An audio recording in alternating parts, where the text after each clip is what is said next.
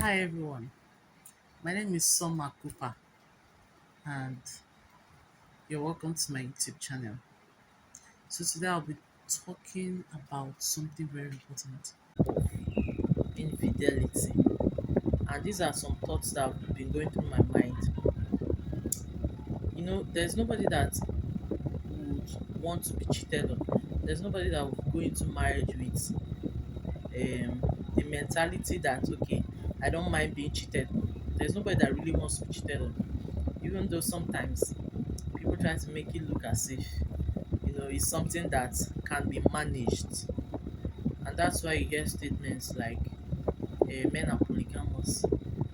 There's no man that does not cheat, especially from women. So you just have to manage it. As long as he provides, there's nothing you can do to stop a man from cheating. But I think there are some things that cause or that can actually lead to this cheating that most people have not yet realized. This is my own opinion. I'm not forcing anyone to agree with me, neither am I here to judge anybody. But I'm just sharing what I think. Now, I'm a member of the Church of Jesus Christ of Latter-day Saints, and we have some beliefs concerning sexual morality, and we call it obeying the law of chastity, which means abstinence from sexual intimacy before marriage, and in marriage being totally, will I call it, being totally faithful to your spouse. Now, one of the reasons I feel that sometimes people may end up with a spouse that cheats or that goes around sleeping with others in marriage is when they do not look out for this particular traits during dating. Most times you hear women say things like, I want a man who is God fearing. But if you come to think of it, a man who is really God fearing will not have the mind to ask you to sleep with him before marriage. If he really fears God, he wouldn't ask for any kind of intimacy. He'll be willing to wait. So why is it that some women want men that fear God, but they don't mind sleeping with this person before marriage? Now think of it this way. Before you get offended and all of that, think about it this way. If a man can sleep with you comfortably without seeing anything wrong with it during dating when you're not married, what makes you think that that same person can really be faithful even when they are faced with temptation to cheat?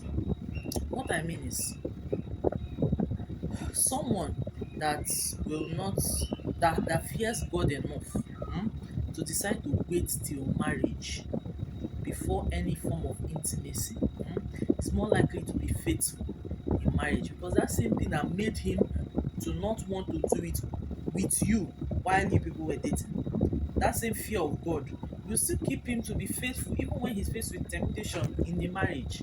I don't know if you're getting the point I'm trying to make. Think about it. If this person, let me not say it as if it is only men from a man's angle, the same applies to women. If the person you are dating can comfortably be sleeping with you, people can be doing what you're doing, and this person does not see anything wrong with it, and even justifies it and say that, oh, one of the biggest justification is we need to test so that we'll know if we are compatible. If that person can do it comfortably without having that fear of God, that reverence for God in marriage, even if the person tries, sometimes, I'm not saying always, but most of the time, majority of the time, even when that person tries not to do it, when the temptation will come hard on them, they will find themselves falling and cheating on you, even if they never planned to. You understand? Because now there was nothing holding them back. Love is not enough to hold somebody back from cheating on you or from committing adultery. I hope we know that. That's why you see many people saying, I love my wife even though I cheat on her, even though I commit adultery. It doesn't change the fact that I love my wife. I don't know if people are getting what I'm trying to say. So that's my thoughts, and I just decided to share it with you. Anybody that decides to take it, fine. Anybody that decides to be angry, fine too. But I know that this will help somebody out there. Thank you. Bye. See you in my next video.